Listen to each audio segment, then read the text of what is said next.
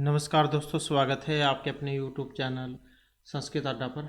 दोस्तों, आज की जो वीडियो इसमें हम करने वाले हैं, आपका जो TGT PGT 2023 का कोई सा भी एग्ज़ाम है, चाहे इसमें आपका एकलव्य मॉडल वाला एग्ज़ाम है, DT+B का है, या किसी अन्य राज्य में कोई अन्य एग्ज़ाम है, तो ये जो हम यहाँ पर जो आज कवि परिचय जो करने वाले हैं, कवि परिचय और इनकी जो रचनाएं हैं, इनको आज की वीडियो में हम करने वाले हैं।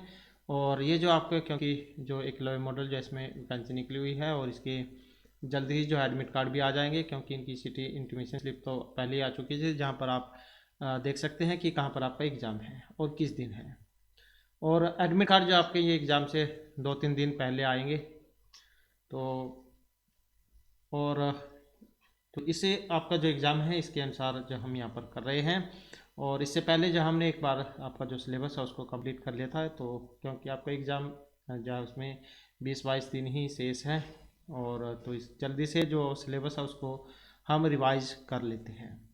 तो जिसमें हमने जो सबसे पहले आपका जो यहाँ पर कवि जो उसमें आए हैं और इनकी जो रचनाएं हैं, तो उनको हमने यहाँ पर आज की वीडियो में लिया है, क्योंकि कई बार जो है उनके अंदर से जो है क्वेश्चन पूछ लिए जाते हैं, तो इसी को करने वाले हैं। और अगर आप हमारी इनसे पहले वाली वीडियो को अगर आप देखना चाहते हैं, तो इसे आप हमारे चैनल की प्लेलिस्ट में जाकर देख सकते हैं।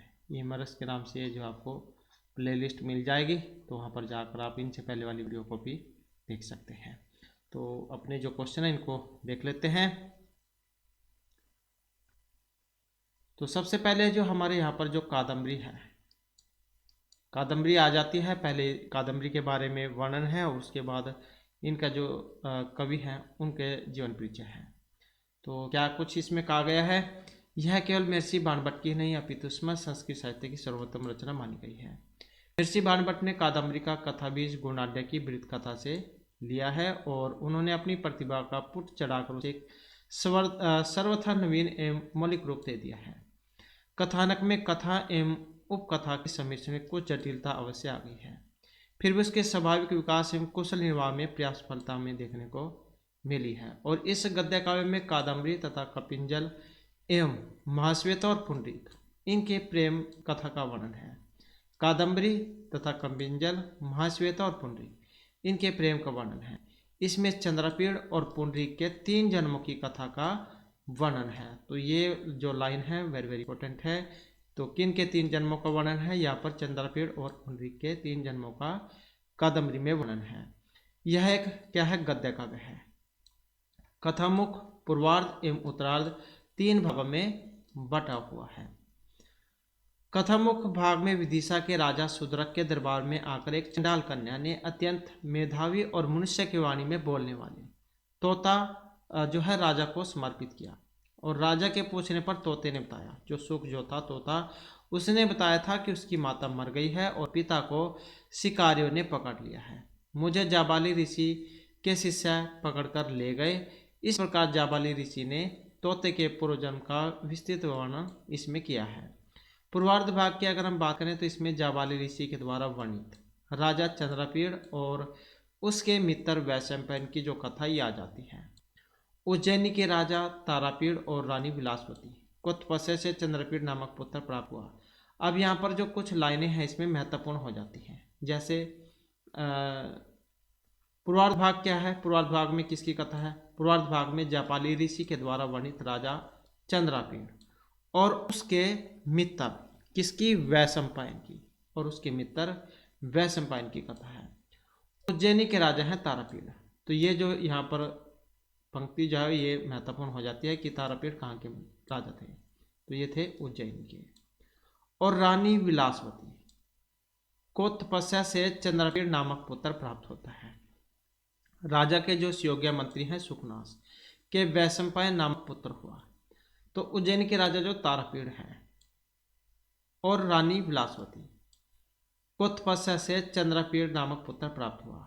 अब यहाँ पर क्या क्वेश्चन बन जाता है, इनके पिता, पिता कौन है, ये वाले तारापीड़, माता कौन है, रानी विलासवती, और इन दोनों का पुत्र तो ये जो चंद्रपीड़ है ये इनका पुत्र है।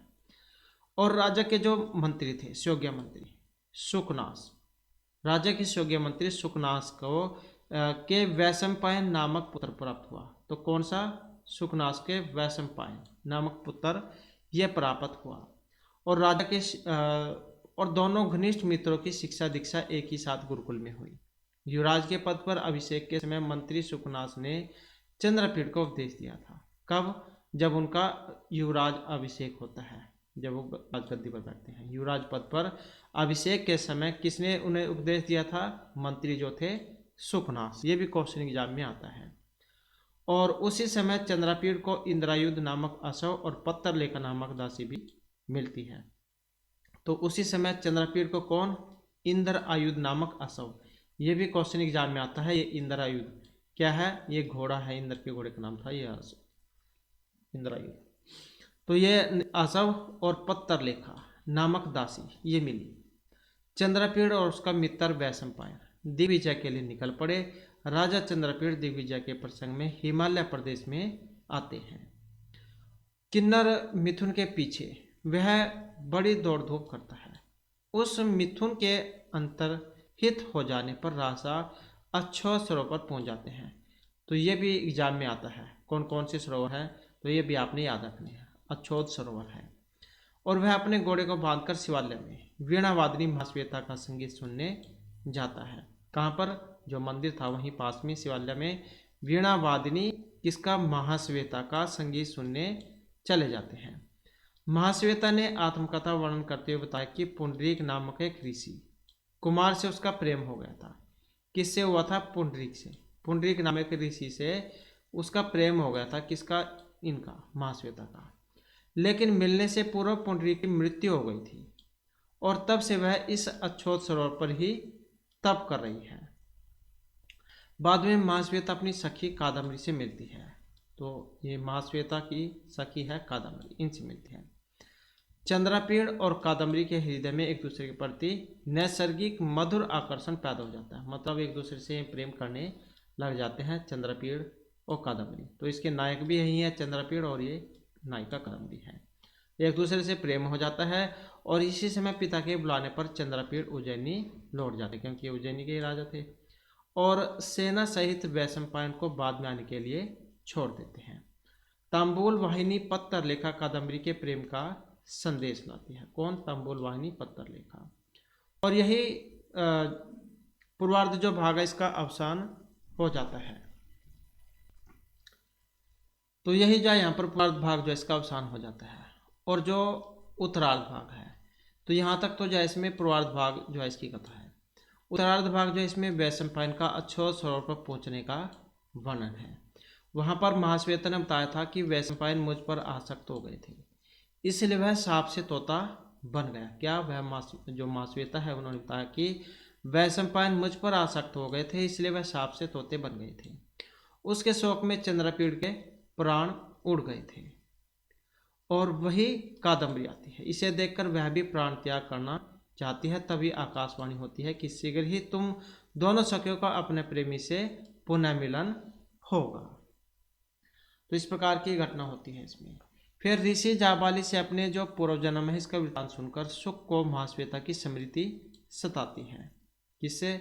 पूर्व जन्म का वृत्तांत सुनकर। किससे? जो जाबाली ऋषि है इनसे अपने पूर्व जन्म का वृत्तांत सुनकर सुख को महाश्वेता की याद आने लगती है। तोते ने राजा सुदरक से कहा कि मैं महाश्वेता से मिलने के लिए अधीर हो गया हूँ। किससे? महाश्वेता से मिलने के लिए। और वो उड़ जाते हैं, मिलने के लिए अधीर होकर उड़ गया। इसी बीच चंडाल कन्या ने मुझे पकड़ लिया और आपके पास यहाँ लेकर आ गई। वह चंडाल कन्या वस्तुतः पुंडरीक की माता लक्ष्मी है। पुंडरीक की माता लक्ष्मी तथा पुंडरीक ही उस जन्म का वैशंपायन और इस जन्म का तोता है।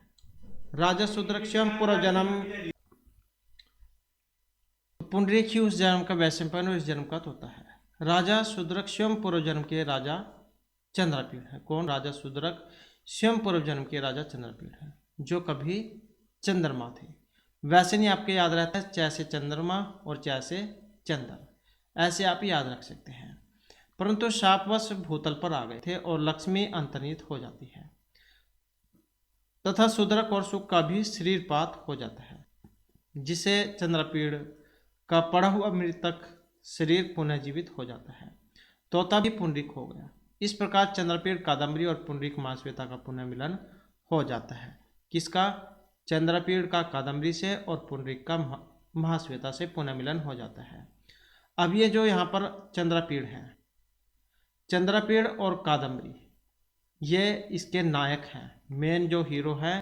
तो जैसे एक फिल्म होती है तो उसमें नायक चंद्रपीड़ और नायिका जो है कादम्बरी है। और जो उपनायक है, उपनायक के रूप में पुंडरीक और उपनायिका महाश्वेता है। तो ये भी क्वेश्चन एग्जाम में आता है। और वही जो प्रणय युगल सुख पूर्वक अपना जीवन व्यतीत करते हैं। तो ये तो जो है यहाँ पर इसकी जो कथा है, इसकी कहानी है। और इसके बाद फिर जो यहाँ पर कादम्बरी के जो रचयिता हैं, इनका जो है यहाँ पर परिचय आ जाता है। जैसे प्रणेता कौन है? महर्षि बाणभट्ट है। स्थिति काल की अगर हम बात करें तो 7वीं शताब्दी का जो पूर्वार्ध है यहाँ पर माना गया है। मतलब 700 जो शताब्दी है इसका पूर्वार्ध है, महर्षि बाणभट्ट का समय। काव्य स्वरूप की बात करें तो ये एक कथा है। और उपजीव्य काव्य की बात करें तो बृहत कथा का सुमनस वृत्तांत इसका उपजीव्य काव्य रहेगा। कथानक की अगर हम बात करें तो 3 भागों में बटी हुई है। चंद्रपीड़ और पुंडरीक के जो 3 जन्म हैं इनका इसमें वर्णन है। 3 भागों में बटी हुई है। चंद्रपीड़ और पुंडरीक के 3 जन्मों की कथा का यहाँ पर इसमें वर्णन है। पर पितामह भी एग्जाम में आते हैं, तो ये पाशुपत है, मतलब इनके पिता के पिता। और इनके पितामह अर्थपति और पिता चंद्रभानु। अब यहाँ पर जैसे इनके पिता तो हो गए चंद्रभानु महर्षि बाणभट्ट के, और इनके पिता के पिता ये अर्थपति, और इनके पिता के पिता ये है पाशुपत। कहने का मतलब है इनका जो दादा है उसके आगे पिता, तो ये पाशुपत है। और इनके दादा ये हो गए अर्थपति। और ये फिर यहाँ पर इनके पिता है चंद्रभानु और माता है ये राजदेवी। कृतिताओं की बात करें तो कादम्बरी और हास्यचरित ये प्रमुख हैं इनकी कृतियाँ। उपाधि की बात करें तो तुरंगबाण की इनको उपाधि दी गई थी।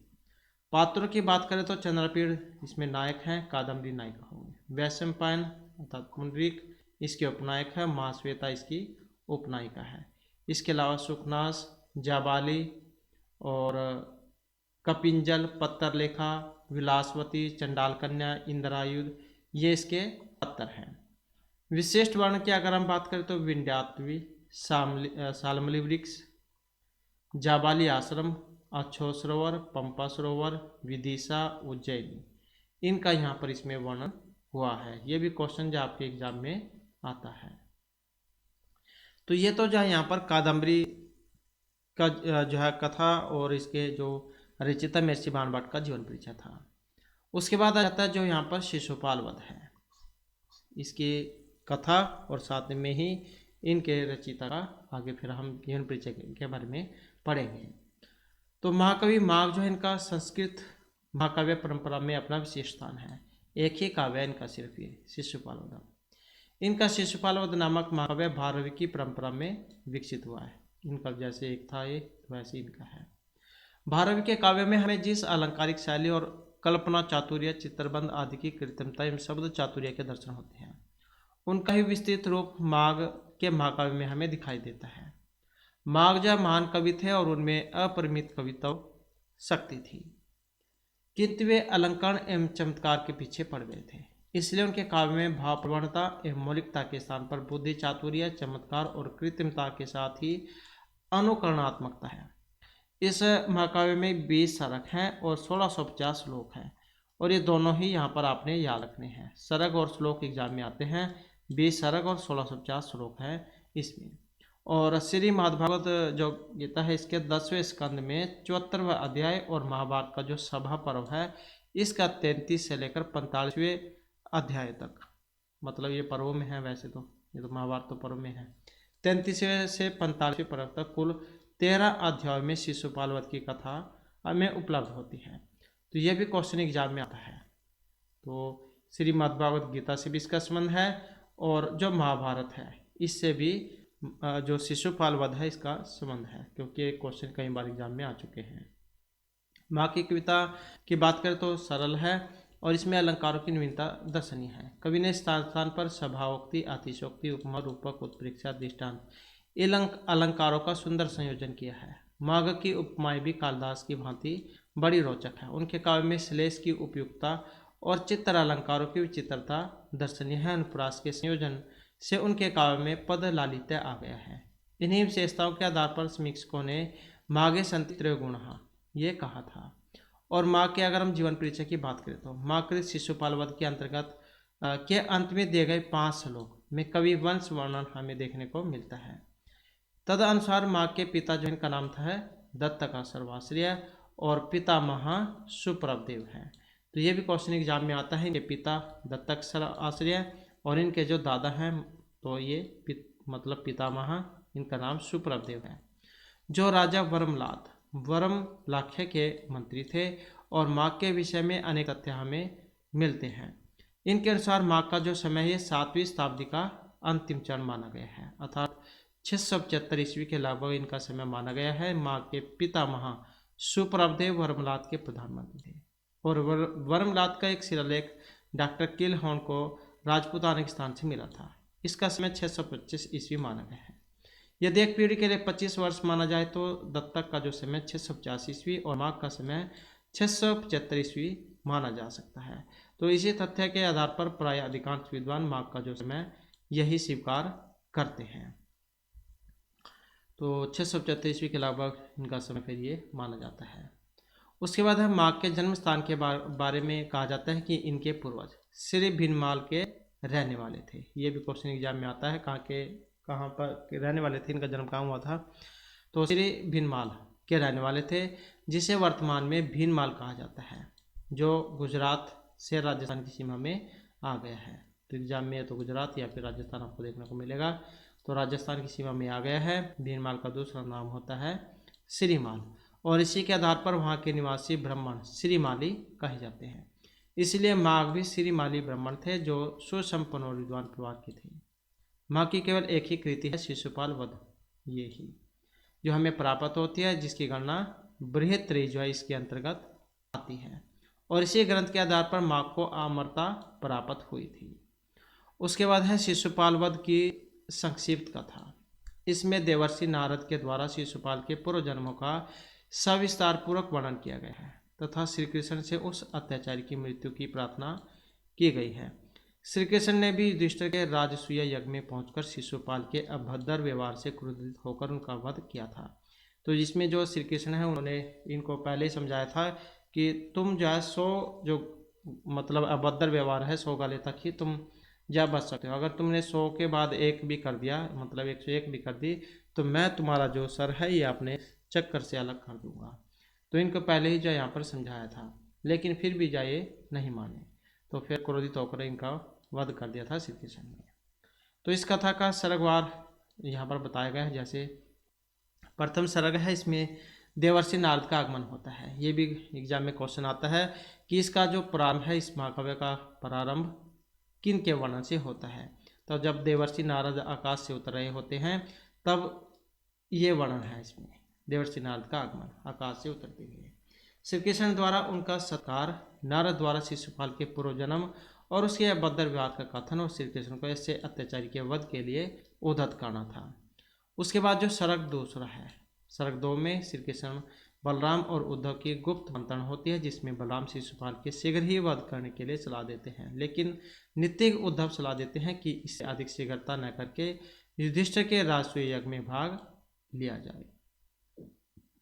उसके बाद फिर सर्ग 3 है, इसमें द्वारका से श्री कृष्ण का प्रस्थान होता है और इसी में द्वारका, सेना एवं समुद्र का वर्णन किया गया है। उसके बाद जो सर्ग 4 है, इसमें रैवतक पर्वत का वर्णन है। 5 में रैवतक पर्वत पर सन्यासीवर का स्थापन है। अब एक जो एग्जाम में ये भी क्वेश्चन आता है रैवतक पर्वत वाला, कि रैवतक पर्वत का वर्णन हुआ है किस काव्य में। तो ये आपको शिशुपाल वध काव्य में देखने को मिलेगा। और उसके बाद फिर जो छठा सर्ग है, इसमें 6 ऋतुओं का वर्णन है। 7वें में वन विहार, 8वें में जल क्रीड़ा, 9वें में सायंकाल, चंद्र उदय, श्रृंगार विधान आदि का विस्तृत वर्णन यहाँ पर किया गया है। सर्ग 10 और 11 में पानगोष्ठी वर्णन है, रात्रि क्रीड़ा का वर्णन है और प्रभात वर्णन है। उसके बाद सर्ग 12 जिसमें श्री कृष्ण का पुनः प्रस्थान और यमुना नदी का वर्णन है। उसके बाद जो सर्ग 13 है इसमें श्री कृष्ण और पांडवों का मिलन, श्री कृष्ण का नगर प्रवेश, दर्शक नारियों की विलासपूर्ण चेष्टाएं, और सर्ग 14 में युधिष्ठिर के द्वारा राजसूय यज्ञ का प्रस्ताव, श्री कृष्ण का सत्कार और भीष्म के द्वारा उनकी स्तुति इसमें वर्णित है। सर्ग जो 15 इसमें शिशुपाल का क्रोधित होना और उसके पक्ष के राजाओं का युद्धार्थ तैयार होना है। सर्ग 16 में शिशुपाल के दूत का श्री कृष्ण की सभा में उभयार्थक वाक्यों का प्रयोग, सात्यकी के द्वारा उसका उत्तर और पुनः दूत का उत्तर, उसके द्वारा शिशुपाल के पराक्रम का वर्णन है। उसके बाद जो सर्ग 17 है इसमें श्री कृष्ण पक्षियां राजाओं का अत्यंत क्रुद्ध होना, श्री कृष्ण की सेना की तैयारी और उसका प्रस्थान है। उसके बाद फिर सर्ग 18 आ जाते हैं जिसमें दोनों सेनाओं का साक्षात्कार और घोर युद्ध का वर्णन है। उसके बाद फिर सर्ग 19 आ जाता है जिसमें चित्रालंकार युक्त श्लोकों से विचित्र व्यूह, रचना और युद्ध का वर्णन है। फिर सर्ग 20 आ जाता है जिसमें श्री कृष्ण और शिशुपाल का शस्त्र दिव्य एवं वाक्युद्ध, शिशुपाल के अपशब्दों से क्रुद्ध श्री कृष्ण सुदर्शन चक्कर से शिशुपाल का सिर उसके धड़ से अलग कर देते हैं और शिशुपाल के शरीर से एक तेज पुंज निकलकर भगवान श्री कृष्ण में ही समाहित हो जाता है। तो ये यहाँ पर शिशुपाल वध जो है इसकी कथा, और उसके बाद जो यहाँ पर कवि परिचय आ जाता है। तो प्रणेता कौन है? महर्षि माघ हो गए, और ये भी क्वेश्चन एग्जाम में आ जाता है। इनका उपनाम तो ये घंटा माघ है। पिता ये भी आते हैं एग्जाम में, दत्तक सर्वाश्रय, और इनके जो बाबा हैं पितामह, कि इनके पिता के पिता तो ये सुप्रदेव हैं।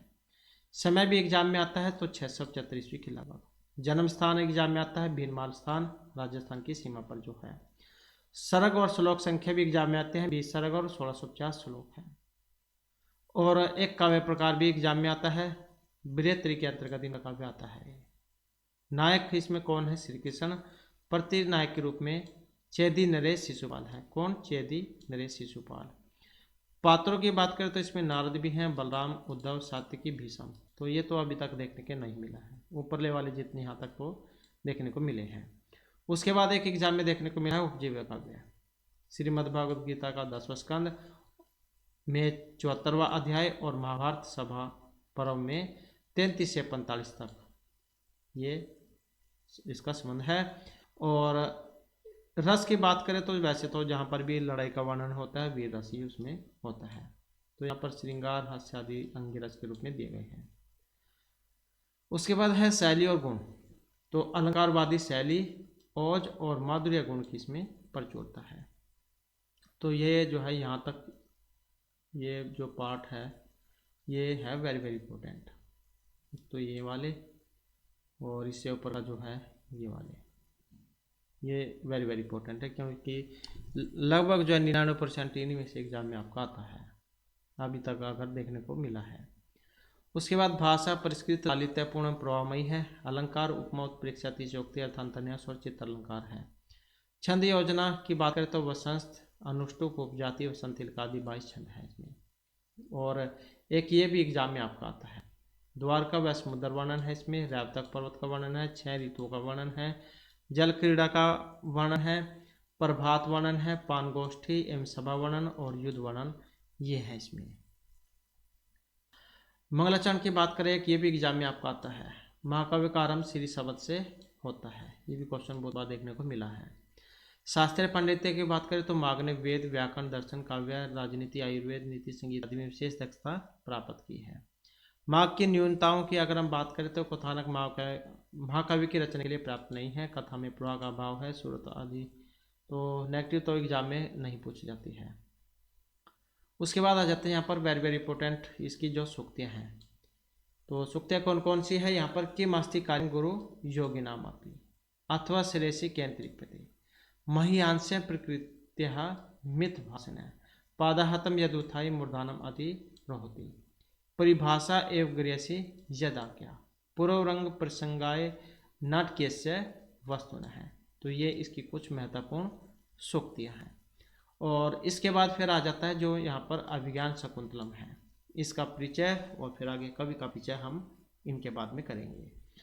तो इसमें क्या है, महाकवि कालिदास के द्वारा रचित है ये अभिज्ञान शकुंतलम। संस्कृत साहित्य की नहीं अपितु विश्व साहित्य के लिए मूल्य निधि है। इसमें नाट्य रचना का कौशल और काव्य प्रतिभा का पूर्ण परिपाक मिलता है। यह नाटक अपनी रोचकता, रचना कौशल और सरसता के कारण संस्कृत के समस्त दृश्य काव्य में श्रेष्ठ माना गया है और कहा भी गया है। काव्यस्य नाटकम रम्य तत्रम्य शकुंतला, ये जो पंक्ति है ये आती है एग्जाम में कई बार। तो काव्य में नाटक सुंदर होता है और उनमें भी जो शकुंतला थी ये सुंदर थी। उसके बाद है वस्तुतः इसकी प्रशंसा में जो कुछ भी कहा जाए वह बहुत ही कम है, अति अल्प है। महाकवि ने व्यवहारिक धरातल पर उतरकर जिन मानव मूल्यों को प्रस्तुत किया है वे अत्यंत दुर्लभ है। यद्यपि विदेशी कवि शेक्सपियर और कालिदास का साम्य स्थापित करने का प्रयास किया गया है, यह चंद्रवंशी राजा दुष्यंत व मेनका पुत्री शकुंतला के प्रणय वियोग एवं पुनः मिलन की कथा का उद्घाटक है, जिसका 7 अंकों में रसग्राही वर्णन किया गया है। इसकी कथा वस्तु का आधार महाभारत का शकुंतलोपाख्यान और पद्म पुराण की कथा है। तो ये हाल ही में अगर आपने ये आप स्टेट वाला एग्ज़ाम दिया है अगर हरियाणा से, तो उसमें क्वेश्चन एक ये आया हुआ था। तो शकुंतला जो है ये अभिज्ञान शकुंतलम महाभारत के शकुंतलोपाख्यान और पद्म पुराण से संबंधित है। इसकी कथा वस्तु महाभारत के शकुंतलोपाख्यान और पद्म पुराण की कथा है। इसमें कवि ने अपनी प्रतिभा से आवश्यक परिवर्तन का सुंदर चित्रण के रूप में प्रस्तुत किया है। इसकी कथा वस्तु राजा द्वारा शकुंतला को दिए गए अभिधान का मतलब भी एग्जाम में कई बार आ जाता है, तो इसका मतलब अंगूठी से है। अंगूठी के इर्द गिर्द चक्कर काटती है। फलतः कवि ने इसे अभिज्ञान शकुंतलम शीर्षक से अलंकृत किया है। कवि की सबसे बड़ी विशेषता है इसका प्रत्येक पात्र चारित्रिक दृष्टि से सुदृढ़ तथा सुव्यवस्थित है। इसका कथानक संक्षेप में यहाँ पर दिया गया है। जैसे प्रथम अंक है, इसमें क्या होता है, राजा दुष्यंत अपने नगर से शिकार खेलने के लिए जाते हैं। वन में दुष्यंत कण्व ऋषि के आश्रम में प्रवेश कर शकुंतला के दर्शन करते हैं। राजा अपने को धर्म अधिकारी बतलाते हैं, भ्रमर से शकुंतला की रक्षा करते हैं तथा शकुंतला के संबंध में पूरी जानकारी प्राप्त कर लेते हैं कि वह विश्वामित्र और मेनका की पुत्री है और कन्या के द्वारा सिर्फ उनका पालन पोषण किया गया है। शकुंतला और राजा एक दूसरे के गुणों पर मुग्ध हो जाते हैं, मतलब प्रेम करने लग जाते हैं। उसके बाद फिर द्वितीय जो अंक है, इसमें राजा व विदूषक के वार्तालाप से राजा का शकुंतला विषय अनन्य जो प्रेम है ये प्रकट होता है और वह विदूषक सहित सेना को राजधानी लौटा देता है। फिर जो तीसरा अंक है, इसमें शकुंतला दुष्यंत के प्रति आसक्ति के कारण अस्वस्थ है। वह एक प्रेम पत्र लव लेटर क्या देते हैं वो लिखती है। और इस अंक में फिर दोनों का क्या है, गंधर्व विवाह हो जाता है। तो इसमें उनके आपस में बातचीत होती है, दोनों लव मैरिज गंधर्व विवाह ही कर लेते हैं, क्योंकि इनके पिता तो उस समय घर पर नहीं थे, वो तो सोम तीर्थ गए हुए थे इनके अनिष्ट का निवारण करने के लिए, और पीछे जो है शादी कर लेती है। उसके बाद फिर जो चौथा अंक है, राजा का अपनी राजधानी हस्तिनापुर लौटने से पूर्व शकुंतला को अपनी अंगूठी देना और कहना कि इसमें जितने अक्षर हैं उतने दिन से पूर्व मैं तुम्हें अपने अंतःपुर में बुला लूंगा। आतिथ्य न करने पर दुर्वासा ऋषि शकुंतला को शाप देते हैं, क्योंकि जब दुर्वासा ऋषि जो है शकुंतला के घर पर आते हैं तब शकुंतला का ध्यान जो है राजा दुष्यंत के ख्याल में होता है। तो इन्हें यही नहीं पता होता है कि इनके द्वार पर कौन आवाज़ लगा रहे हैं, कौन आए हैं। तो इसी कारण से दुर्वासा ऋषि क्रोधित हो जाते हैं, उनको ये श्राप दे देते हैं कि तुम जिनके ख्याल में खोई हुई हो तुम उनको भूल जाओगी। फिर उसके बाद है यहाँ पर महर्षि कण्व का आगमन व शकुंतला को गर्भवती जानकर पतिगृह भेजने की व्यवस्था का सुंदर चित्रण किया गया है। तो आकाशवाणी होती है जिसमें आकाशवाणी कहती है कि तुम्हारी जो पुत्री है शकुंतला उन्होंने गंधर्व विवाह कर लिया है और वो गर्भवती भी हो गई है। तो फिर उसके बाद जो है यहाँ पर जो चौथा अंक है ये उसमें इनके फिर पतिगृह भेजने की जो कथा है ये उसका वर्णन है। तो इसमें क्या है, शकुंतला वृक्षों लताओं पशु पक्षियों और मृग शीशों सखियों और पिता से विदाई लेकर हस्तिनापुर चल जाती है। शकुंतला की विदाई का चित्रण अत्यंत मार्मिक दिखाया गया है। फिर पांचवा अंक आता है, सांप के कारण राजा राजद्वार पर आई हुई शकुंतला को नहीं पहचानते हैं। सारंगरव और शार्दूल इनके द्वारा कठोर शब्द प्रयोग करने पर भी राजा अपने निश्चय से नहीं डिगते, क्योंकि ये भूल जाते हैं इनको। रोती हुई शकुंतला को एक अप्सरा मेनका आकाश की ओर लेकर उड़ जाती है। फिर उसके बाद छठा अंक आता है, सचतीर्थ में शकुंतला की गिरी हुई अंगूठी एक मछुआरे को मछली के पेट में मिली थी। तो जैसे ये जब रास्ते में आ रही होती है तो एक सचतीर्थ सरोवर आता है, जहाँ पर ये मतलब मुंह धोने के लिए जैसे उसमें अपने हाथ डालती है तो इनके उंगली से अंगूठी उसमें गिर जाती है, वो मछली के पेट में चल जाती है। और मछुआरा जब मछली को पकड़ता है, उसे काटता है, तब अंदर से अंगूठी मिलती है। फिर उसे लेकर ये राजा के पास जाते हैं। राजा को अंगूठी दिखाने पर शकुंतला की स्मृति हो जाती है। राजा दिन रात दुखी रहने लगता है, क्योंकि सारी घटना उसको याद आ जाती है, और क्योंकि शराब भी यही मिला था, फिर उसे मुक्ति भी हो जाती है। सभी प्रसन्नता के आयोजन पर समाप्त कर दिए जाते हैं। और इंद्र का सारथी मातली, तो ये भी एग्जाम में कई बार नाम आ चुका है। इंद्र के सारथी का नाम क्या था? ये मातली था। अक राजा को संदेश सुनाता है कि इंद्र ने राक्षसों के वधार्थ आपको बुलाया है। उसके बाद फिर इसमें जो सातवां अंक है, सप्तम अंक आ जाता है। इसमें असुर विजय के बाद इंद्र से सत्कृत राजा दुष्यंत इंद्र के रथ से लौटते हुए मार्ग में हिमकूट पर महर्षि मारीच के आश्रम में मरीचि दर्शन हेतु उतरते हैं। तो ये भी क्वेश्चन एक बार एग्जाम में आया था कि ये कौन से आश्रम में जाते हैं आकाश मार्ग से उतरने के बाद। तो ये जो मरीच जो है इनका आश्रम था। आश्रम में शकुंतला और बालक भरत को देखकर राजा के हृदय में पुत्र स्नेह उमड़ता है। आश्रम में शकुंतला व इनका जो पुत्र था भरत, इनको देखकर राजा के हृदय में पुत्र स्नेह उमड़ता है। वहाँ शकुंतला से मिलन हो जाता है तथा महर्षि मारीची समस्त परिस्थितियों को स्पष्ट कर राजा शकुंतला को निष्कलंक सिद्ध कर आशीर्वाद देते हैं। इंद्र के रथ पर दोनों हस्तिनापुर पहुंच जाते हैं। और इस नाटक की समीक्षा से हमें यही ज्ञात होता है कि कालिदास सामाजिक परिस्थितियों के चित्र में कुशल थे और आश्रम व्यवस्था सुंदर म्यादित और व्यवस्थित थी। राजा दुखी और पीड़ित व्यक्तियों की रक्षा में तत्पर रहते थे। चतुर्थ अंक के चित्र प्राकृतिक सौंदर्य व गुण से परिपूर्ण है। इसमें कालिदास की इस नाटक में रस योजना अनूठी है, इसका अंगिरा श्रृंगार है। तृतीय अंक में संभोग, चतुर्थ पंचम एवं षष्ठ अंक में विप्लम श्रृंगार है। कवि ने वैदर्भी रीति और माधुर्य व प्रसाद नैसर्गिक रूप में प्रस्तुत किए हैं। यथा प्रसंग ओज है। कवि छंद योजना में सिद्धास्थ है। छोटे छंदों का प्रयोग अधिक व बड़ों का कम किया गया है। कुल 24 छंदों का प्रयोग हुआ है।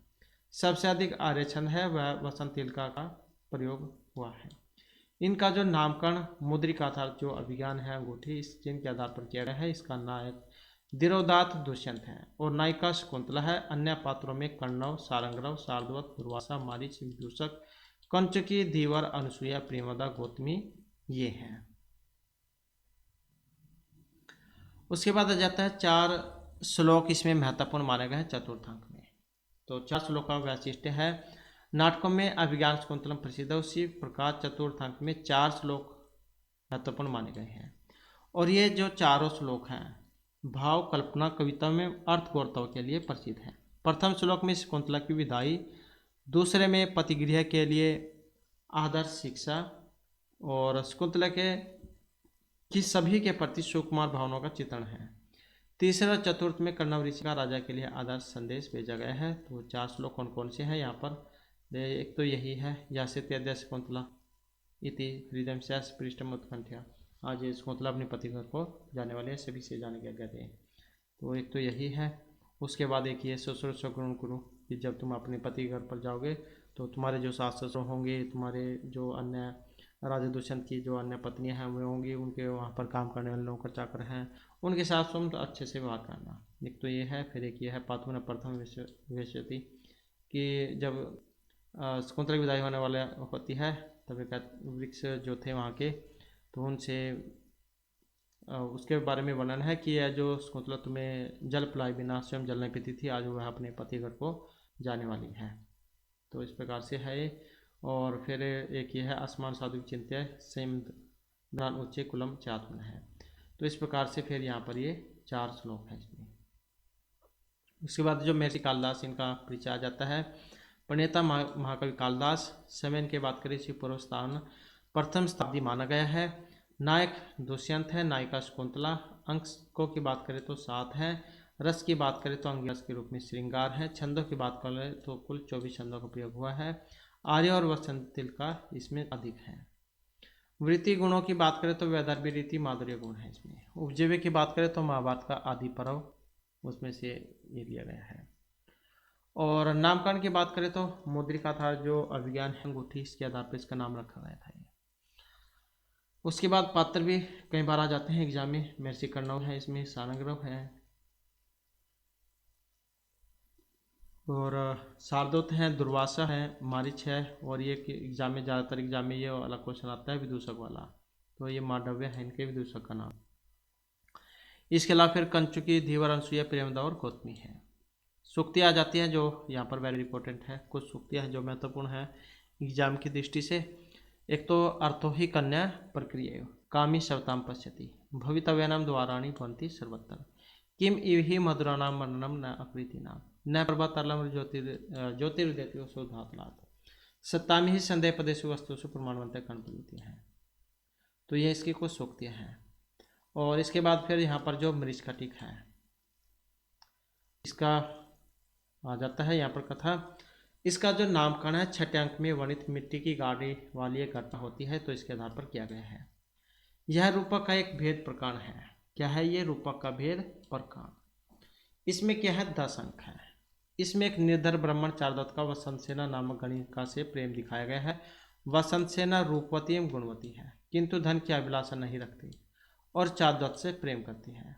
कथा वस्तु आदर्शवादी न होकर यथार्थवादी है। इसका प्रणय संबंध में प्रकृति विप्रिय है, अर्थात स्त्री पुरुष पर ये रिझती है। मृच्छकटिकम की अगर बात करें तो इसमें नाटककार ने प्रेम के कथानक को कुशलतापूर्वक राजनीतिक घटनाओं से सुसंबद्ध कर दिया है। सब प्रकार के पात्रों की सृष्टि करके सुदर्शक ने तत्कालीन समाज का बड़ा सजीव और यथार्थ चित्रण किया है। इसमें चोर, धूर्त, जुआरी, क्रांतिकारी, वेश्या, पुलिस के अधिकारी, राजा, ब्राह्मण आदि अपने अपने व्यापारों से नाटक को रोचक बना देते हैं। इसमें कथानक का कर्मिक विकास, घटनाओं का घात प्रतिघात, सामाजिक जीवन की सर्वांगीण झांकी, ये सब गुण उसे रंगमंच के योग्य बना देते हैं। कहीं जुआ खेलने वाला मूर्ख संवाहक है, कहीं ब्राह्मण चोर सर्विलक जिन्हों से सेन कवरित बताता है, कहीं परिवहनों का विप्रिय है, तो कहीं उद्यान में वसंत सेना की हत्या का यत्न किया जाता है, कहीं न्यायालय है तो कहीं वध स्थल का भयानक दृश्य है। जितना इस प्रकार में सर्वाधिक प्राकृत भाषाओं का प्रयोग हुआ है उतना अन्य संस्कृत नाटकों में नहीं हुआ है। तो ये भाषा भी एग्जाम में आ जाती है कई बार, तो प्राकृत भाषा का प्रयोग इसमें हुआ है, उतना कहीं पर नहीं हुआ है। हास्य रखा चित्रण इसमें अनूठा है, कथानक में गतिशीलता है। और एक आता है रस वाला, तो श्रृंगार रस है इसमें कि जहाँ पर प्रेम कथा होती है तो उसमें श्रृंगार रस होता है, इसलिए मुख्यतः कैसिकी वृत्ति का यहाँ पर प्रयोग किया गया है। ये भी आपने याद रखना है, वृत्ति कैसिकी वृत्ति है।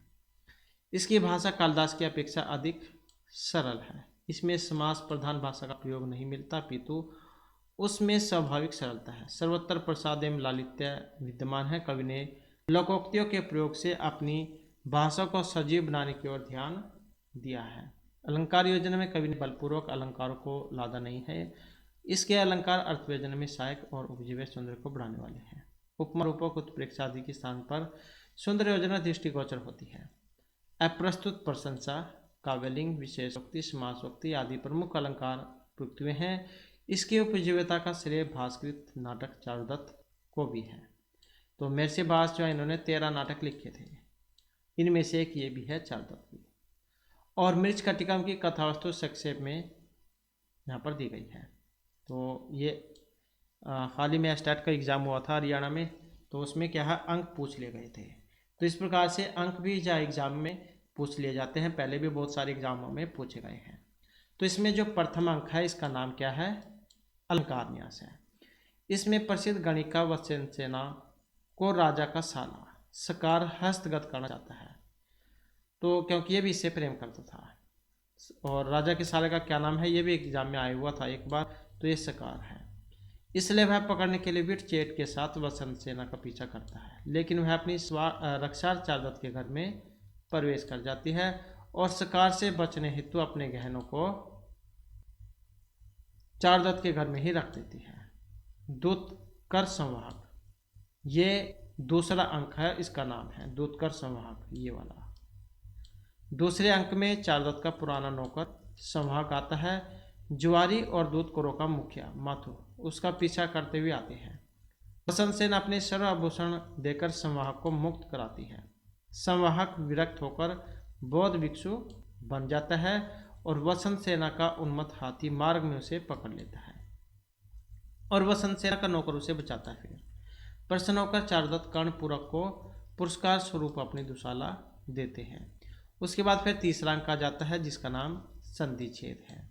इसमें ब्राह्मण सर्विलक अपनी प्रेमिका और वसंत सेना की दासी मदनिका को दास्ता से मुक्ति दिलाने हेतु चारुदत्त के घर में सेंध लगाकर वसंत सेना के रखे हुए आभूषणों को चुराकर ले जाता है। चारुदत्त की पत्नी धूता अपने पति को लोक अपवाद से बचाने हेतु उन आभूषणों को के बदले रत्नमाला देती है, जिसे विदूषक वसंत सेना के यहाँ पहुंचा देता है। फिर उसके बाद चौथा अंक आ जाता है जिसका नाम मदनिका सर्विलक है।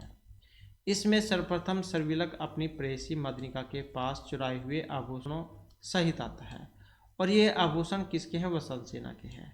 यथार्थ को जानकर मदनिका अत्यंत दुखित होती है और उन आभूषणों को निपुणतापूर्वक वसंत सेना को दिला देती है। सर्विलक मदनिका को मुक्त कराता है और अपनी वधू बना लेता है। उधर चारुदत्त विदूषक के माध्यम से आभूषणों के बदले में रत्नमाला पहुंचाता है और वसंत सेना रात्रि में चारुदत्त से मिलने के लिए आने का संदेश भेजती है। फिर उसके बाद जो पांचवा अंक आ जाता है तो इसमें वसंत सेना वीर तथा चारुदत्त के साथ चारुदत्त के प्रति अपसरण होता है। तो दुर्दिन जो है यहाँ पर पांचवें अंक का नाम है। हाल ही में ये एग्जाम में हुआ भी था, आपको इसमें आगे देखने को मिलेगा। यहाँ है यहाँ पर दुर्दिन। तो पांचवें अंक का नाम है दुर्दिन। इसमें वसंत सेना विट और चेटी के साथ चारुदत्त के प्रति अपसरण करती है। तेज झंझावत के साथ वर्षा हो रही है।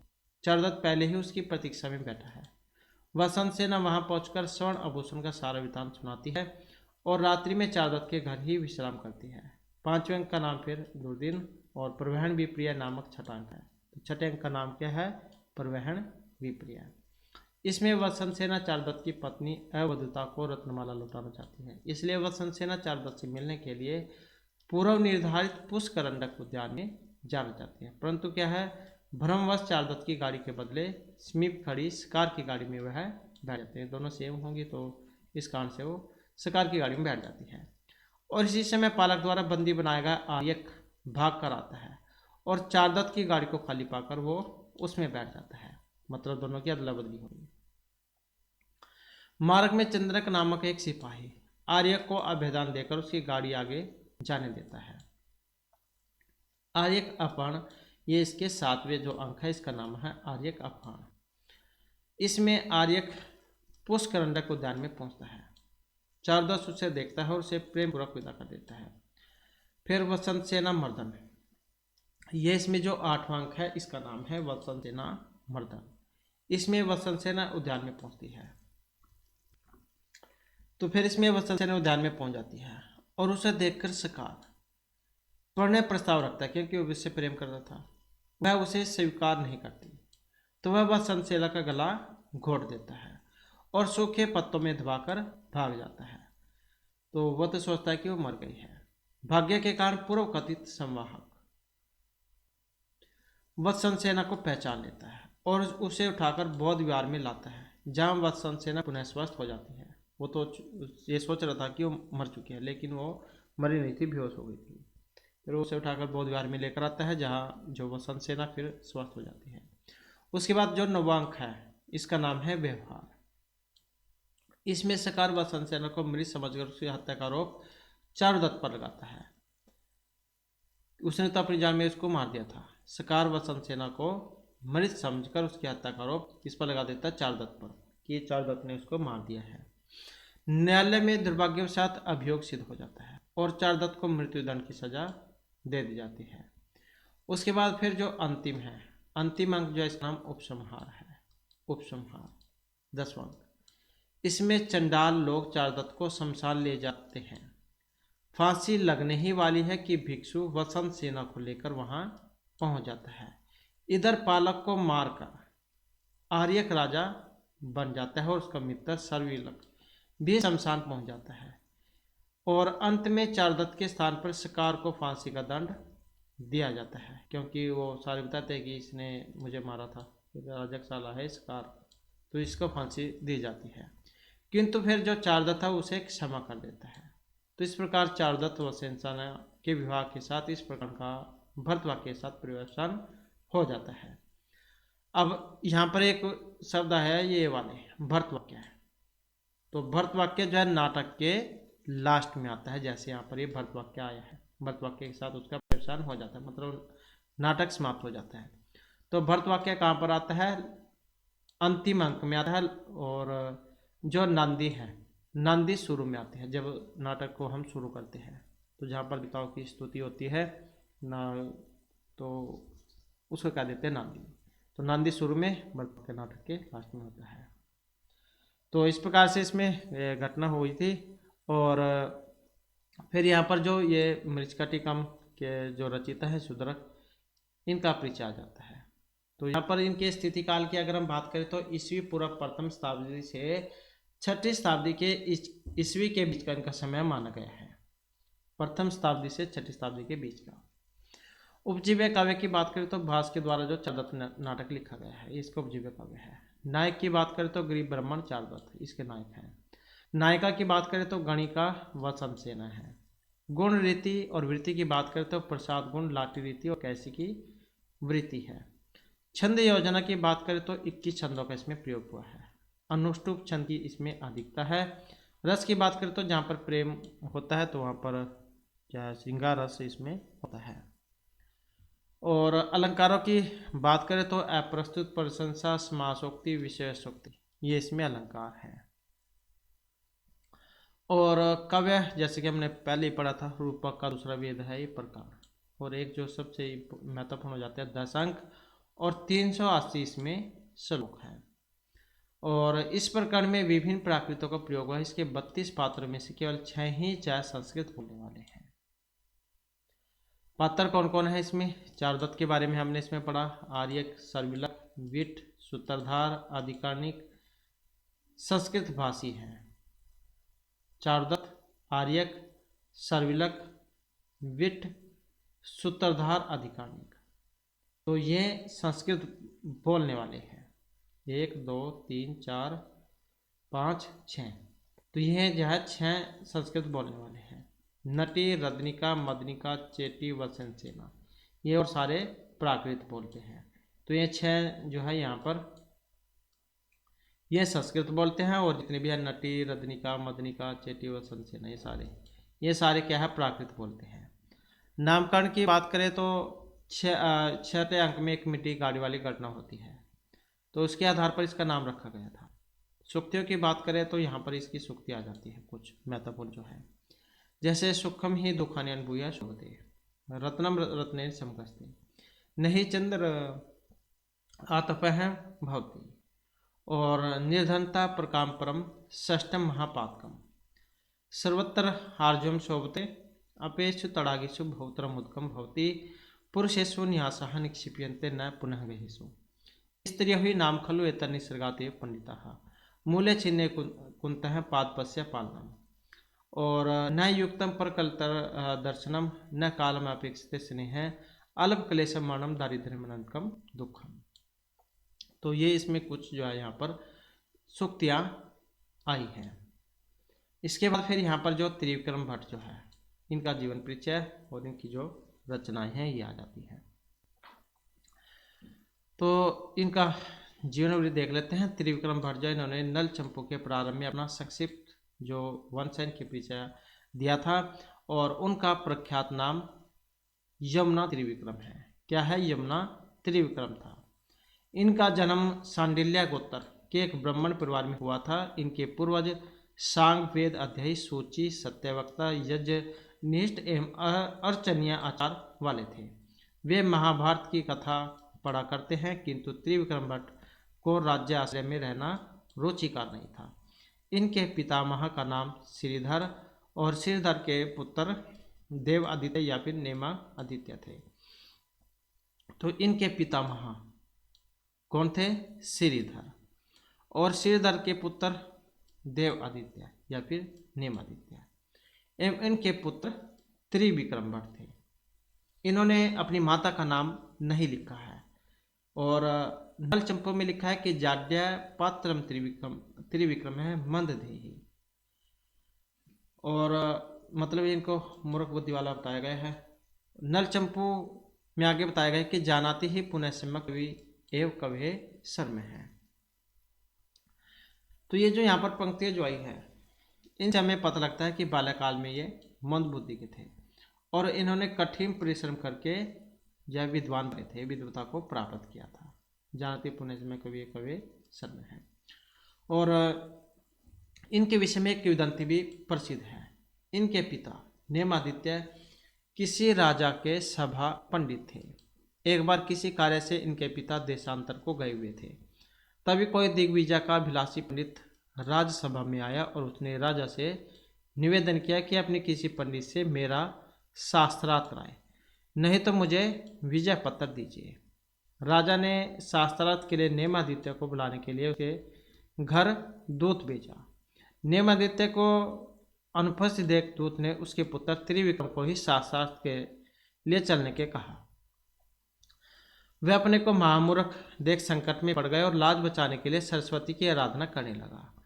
तब सरस्वती ने प्रसन्न होकर उसे वरदान दिया कि जब तक तेरे पिता नहीं लौटते तब तक मैं तेरे मुख में निवास करूंगी। तब तक राजसभा में पहुंचकर उसने प्रतिपक्षी पंडित से शास्त्रार्थ करके उसे परास्त कर दिया। फिर उसने सोचा कि जब तक मेरे पिता नहीं आते हैं तब तक सरस्वती मेरे मुख में वास कर रही है, तो क्यों ना मैं इतनी देर में एक काव्य की ही रचना कर लूं। तो यह सोचकर उसने नल चंपू लिखना शुरू कर दिया। और जब तक कथा सप्तम उच्छ्वास तक ही पहुंची थी कि पिता की वापसी आ जाने से काव्य अपूर्ण रह गया। कवि ने नल चंपू काव्य में अपने पिता के गुणों की प्रशंसा करते हुए अपने आप को जाड्यापत्र और मंद कहा था। जाड्यापत्रम त्रिविक्रम है। और आगे यह भी कहा गया है कि जानाति ही पुण्य है सम्य कवि एव कवे सर्म है। मैं इनका कहना वास्तव में विनय प्रदर्शन ही है। जैसा कि कालिदास ने रघुवंश में कहा है, कब सूर्य प्रभवंश कब कल्पिशय मत ही तितेषु दुस्तर महादुड़पिन से सागरम।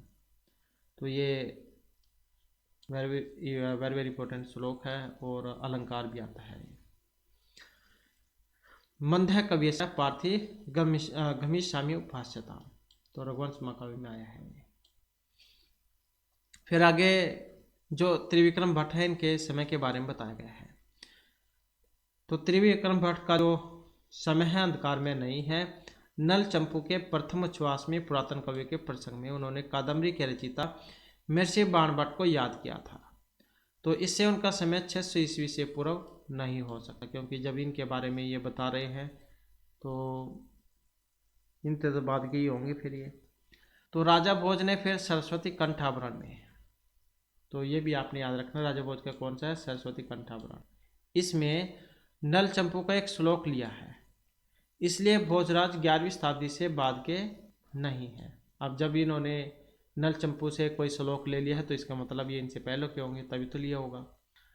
तो ये राष्ट्रकूट वंशी इंद्रराज तृतीय के आश्रित कवि थे और राष्ट्रकूट राजाओं की राजधानी थी मानेगेट, और उनका 915 ईस्वी का एक अभिलेख प्राप्त होता है। इसमें इंद्रराज और त्रिविक्रम का उल्लेख है। तो इससे हमें ये पता लगता है कि इंद्रराज तृतीय की राज्यसभा के ये रतन थे और इससे स्पष्ट होता है कि इनका समय 915 ईस्वी के आसपास का है। और फिर त्रिविक्रम भट्ट के व्यक्तित्व और संस्कृत साहित्य में इनका क्या महत्व है। जिस प्रकार कालिदास को दीपशिखा की उपाधि मिली हुई थी, दीपशिखा कालिदास, तथा भारवी को, तो जिस प्रकार कालिदास को दीपशिखा के लिए जाना जाता है, इसी प्रकार से महर्षि भारवी को आत्मपत्र का जो है इसके लिए जाना जाता है, आत्मपत्र भारवी। जैसे माँ को घंटा माँ के लिए जाना जाता है, इसी प्रकार जो त्रिविक्रम भट्ट है इनको यमुना त्रिविक्रम के लिए जाना जाता है। तो ये इसके लिए प्रसिद्ध हुए हैं। तो महर्षि कालिदास को दीपशिखा के लिए, भारवी को आत्मपत्र भारवी के लिए, माँ को घंटा माँ के लिए, और त्रिविक्रम भट्ट जो है इनको यमुना त्रिविक्रम के लिए जाना जाता है, क्योंकि प्रभात वर्ण के एक श्लोक में यह भाव प्रकट किया गया है कि उदयाचल पर प्राची प्रभा का प्रकाश और अस्ताचल के शिखर पर अंधकार छा जाने पर आकाश के बीचों बीच प्रकाश अंधकार का ऐसा मिश्रण हो रहा है मानो गंगा यमुना का संगम हो रहा है। और इस जो कल्पना है इसकी रमणीयता से मुग्ध होकर सहृदयजनों ने इनको आख्या नाम से विभूषित कर दिया था। आगे फिर इनकी जो कृतियाँ आ जाती हैं, त्रिविक्रम भट्ट इनकी दो ही कृतियाँ प्रसिद्ध हैं, एक तो नल चंपू और दूसरी मदालसा चंपू। इन दोनों चंपू काव्यों के अतिरिक्त इनके द्वारा रचित कुछ अभिलेख भी हैं, जिनमें इन्होंने अपने आश्रयदाता इंद्रराज नृपति की प्रशंसा की है, और इनकी रचनाओं का जो परिचय है यहाँ पर दिया गया है, जिसमें सबसे पहले जो नल चंपू काव्य आ जाता है। नल चंपू काव्य किसमें है? 7 उच्छ्वासों में है। ये भी आपने याद रखना कि इसमें उच्छ्वासों में है और उच्छ्वासों की संख्या 7 है। इसमें राजा नल दमयंती की प्रसिद्ध कथा आई है। इसकी रचना महाभारत का जो वन पर्व है, इसके नल उपाख्यान जो है इस पर आधारित है। इसमें से लिखा है महाभारत के वन पर्व से, इसके अंतर्गत जो नल उपाख्यान है। यह ग्रंथ अधूरा है। इसमें देव का संवाद, नल दमयंती के प्रसाद में पहुंचने और दोनों का साक्षात्कार एवं परस्पर आसक्त होने की कथा है। मतलब इसमें भी प्रेम जो है, नैसचरी जो उसमें जो राजा नल दमयंती है उसी का आधार है ये चंपू काव्य। और नल चंपू जो काव्य है, इसका प्रथम उच्छ्वास में कवि ने प्रारंभ के कुछ श्लोकों में चंद्रमौली, कवि वाक विलास, कामदेव और सरस्वती के स्रोत की वंदना करके सुकवि एवं सज्जनों की प्रशंसा और सुकवि एवं खलों की निंदा की है। उसके बाद आपने से पूर्ववर्ती कवि वाल्मीकि, व्यास, बाण और गुणाढ्य आदि कवियों की स्तुति करके अपना संक्षिप्त वंश परिचय दिया है। नल चंपू के जो 7 उच्छ्वास है, इसमें अंतिम पद में कवि ने हर चरण सरोज पद का प्रयोग किया है, इसलिए यह चंपू काव्य हर चरण सरोज नाम से भी प्रसिद्ध हुआ है। नल चंपू काव्य की कथा वर्णन के कई प्रसंग कवि की कल्पनाएं हुई हैं। इस चंपू काव्य में नल दमयंती की कथा अंत तक नहीं पहुंची है। इसमें नल देव का दूत बनकर इंद्र के वर्ष या दृश्य रूप धारण करके कन्या अंत पूर्व दमयंती का साक्षात्कार करता है। नल उसके सौंदर्य पर मुग्ध होकर पुनः उसी का चिंतन करता हुआ सारी रात बिता देता है। यहीं पर काव्य समाप्त हो जाता है। इस कथा की अपूर्णता के विषय में एक किंवदंती प्रसिद्ध है, जिसका उल्लेख त्रिविक्रम भट्ट के जीवन वृत्त में किया गया है। और उसके बाद फिर दूसरी यहाँ पर मदालसा चंपू है। यह भी त्रिविक्रम भट्ट की ही रचना है। इसमें कुल्यासा और मदालसा इनकी प्रेम कथा का वर्णन है, जो मार्कंडेय पुराण पर है। यह उल्लासों में बटी हुई है तथा नल चंपू के समान श्लेष प्रचुर नहीं है। भाषा, सौष्ठव और काव्य कला की दृष्टि से नल चंपू जैसी रमणीयता इसमें प्राप्त नहीं होती है, तो भी कथा के आकर्षण आदि के कारण यह कृति भी सहृदय श्लाघ्य रही है। इसका जो रचना काल है 10वीं शताब्दी का प्रारंभ माना गया है। त्रिविक्रम भट्ट की इन दोनों रचनाओं के अतिरिक्त कुछ प्रशस्तियों का भी उल्लेख मिलता है, जिसमें इंद्रराज प्रशस्ति भी है।